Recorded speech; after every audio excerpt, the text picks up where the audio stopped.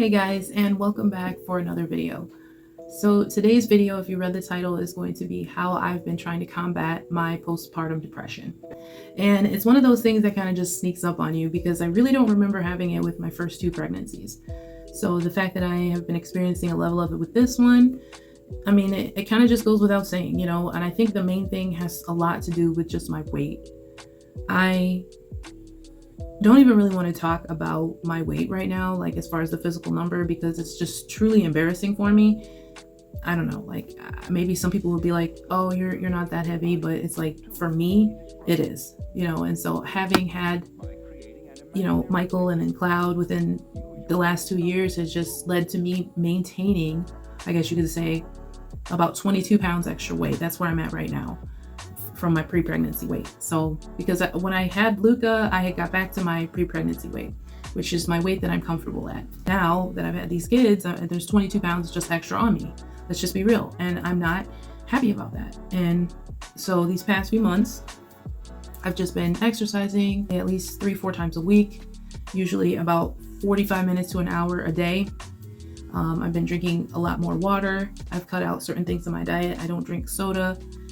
Basically, the last time I had soda was when we were in Thailand, and I may have had it once or twice. Otherwise, I was drinking stuff like flower teas, I should say, a lot of water, and just natural fruit juices. Another thing that I've definitely been incorporating into my diet and with water is chia seeds. They really help regulate your metabolism and detox you, of course, because they're high in fiber. You do have to be very careful about how much you're consuming, because like with anything that's high in fiber, if you eat too much of it, you can, back things up. So I definitely recommend just maybe 1 glass of it a day. I think a normal amount is like a tablespoon or 2. And that's generally all I do. And like I said, with some ice water, swish it around. And it's not the best tasting thing, but knowing that it has a health benefit for me is what the main thing is. I've also been washing my skin with turmeric soap, which supposedly rejuvenates the collagen in your skin, helps keep you youthful looking. And your girl's 36 years old, I gotta be conscious of that kind of stuff. And I'm not saying that I'm not going to age gracefully, because I want to live a long life. And I know that getting older is just what you're going to have to do. And things are going to look different, but you don't have to have excess weight on your body. And that's just where I'm at with it, because gravity is not our friends. Let's be real. And the more weight you have on you, the older you get, the worse it's going to be for your knees, your joints, your ankles, your back, your this, your that. Let's be real. So that's why I've been kind of hard on myself. And I think that has been the main thing on my mind lately. And just making me push forward. I've also been doing a lot of exercises in which I time myself versus counting repetition. Like I'll do a specific ab exercise for a minute straight, or 2 minutes straight, or what have you, like planking, for instance.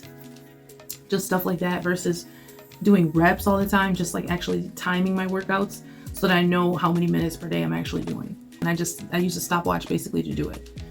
Fresh fruits, fresh vegetables. I mean, sometimes you can do the frozen stuff, sometimes out the can, but the main thing in your diet needs to be fresh.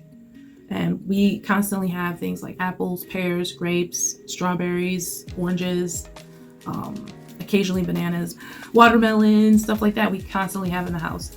Vegetables, broccoli, carrots. We do eat potatoes on occasion. I'm trying not to have that in my diet too much anymore, especially along with bread. I haven't had bread in probably almost 2 months now, because it's just not something we ate in Thailand, because it's not customary there. And because of that, I, successfully lost about 10 pounds while we were in Thailand. So I have to just basically think that that's what it is. Less pop, less potatoes, less cheese, and less bread. Like I said, just drinking green tea. And I drink it in different ways. I can drink it hot, with just a little bit of cane sugar, or I can drink it as a matcha drink, or drink it cold, with some cane sugar, so that it just tastes sweet, But yeah, you can just incorporate that. And then I would also suggest kombucha. I mean, you don't have to go crazy with it, because I know it's not, readily available. It's not easy to make, and it's sort of expensive, but it's also a good detoxifier for you. And it just tastes good, in my opinion. Some people don't like it, but for me, I like stuff like that. I mean, the healthier it is, the more I like it. And just staying away from processed stuff. Like, other than meats, because, I mean, let's be honest, I don't have a farm in my backyard where I can just go and chop up a cow or chop up some chickens. I have to buy my meat from a market. So I just try to buy the stuff that is grass-fed, doesn't have any GMOs, no stuff like that, and just roll with it. And then, of course, when you cook your food, that's also really important. I try to stay away from too many of these vegetable oils and stuff like that. Like, believe it or not, cooking in butter or lard is actually healthier for you in the long run. I mean, granted, it does have some more fat, but if you're not going crazy with it and you're just using enough to cook, it won't be that bad for you. And it's actually healthier than cooking with the seed oils. Now, I do enjoy an extra virgin olive oil, but for the most part, like I said, it's some butter. And then if you're cooking red meat, like ground beef, you don't really even have to use any oils with stuff like that. It creates its own oil. And we do eat ground beef, but I normally buy the one that is like the highest leanness that's out there. It's something like 95% lean and 5% fat, something like that. I buy the extremely lean meats because if you buy the full fat one, then you're just getting mostly fat, and it's not healthy to eat fat of other animals because we already have enough of our own cholesterol. Just be careful and eat a lot of lean meats. When we were in Thailand, my main diet was squid and octopus. I'm not gonna lie, I lived it up because we were over there and they're all about their seafood. So I was just like living it up. But now I'm back home and seafood is not as easy to find. I don't even know where you can get like squid or like octopus. Don't bread everything. Like, you can just use, like I said, a little extra virgin olive oil or maybe some butter and just pan sear a lot of your food and then just add some seasoning. You don't even need to bread things because that just adds extra calories because it absorbs the oils and just everything. So I've just been really conscious of what I've been eating, and being in Thailand, I do actually appreciate it because it exposed us to some healthier food options and different meal ideas, which I've been experimenting with. Not gonna lie, some of them probably won't make again, but it's nice to try something new, especially at home. You know what I mean? Like, when I go out, I try to try something new, and then I might try to remember the things I tasted when I was chewing it, and then replicate that meal for my family. You guys, I've got to drop 22 more pounds, especially with the fact that we do want to have another child. I'm not gonna lie, not anytime soon. We don't really want to have another child that quickly again, because that would just leave us in a state of too many children in diapers at once, and then it's almost like we have triplets at that point. Just staying positive, exercise definitely helps keep your mood up.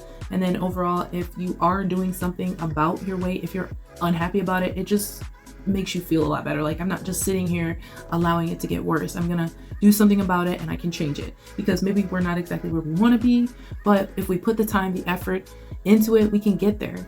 And I know I can get back to my pre-pregnancy weight, and I know for my health and, like I said, just my overall well-being in my body, is going to be beneficial to me to get the weight off. If you guys have any other suggestions, leave it in the comment section. Thank you so much for watching. Don't forget to like and subscribe, and I'll see you next time.